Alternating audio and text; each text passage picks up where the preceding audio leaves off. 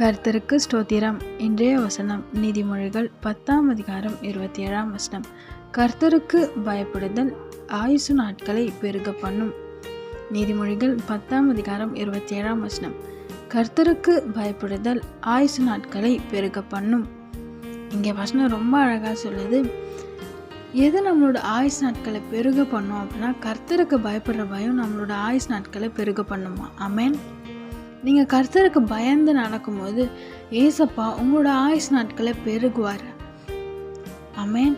உங்களை பார்த்து தான் சொல்கிறாரு, எனக்கு இந்த பலவீனம் இருக்கே, இந்த பிரச்சனை எனக்கு இருக்கே, இவ்வளோ பாடுகள் என் சரீரத்தில் இருக்கே அப்படின்னு கலங்கி போகிறீங்களா? எந்த இடத்துல ஏசப்பாவுக்கு பிரியலாத காரியத்தை நீங்கள் செய்கிறீங்கன்னு கொஞ்சம் யோசிங்க. அதை விட்டுடுங்க. ஏசப்பா கிட்ட அறிக்கை செய்து விட்டுடுங்க. நிச்சயமாக அந்த பலவீனத்துலேருந்து அந்த பிரச்சனையிலேருந்து ஏசப்பா உங்களை விடுவித்து புது ஆரம்பத்தையும் புது சுகத்தையும் பலத்தையும் புது வாழ்க்கையும் உங்களுக்கு தந்து ஆசீர்வதிப்பார். நீடித்த நாட்களையும் ஆயுசு நாட்களையும் தந்து ஆசீர்வதிப்பார். ஆமென்.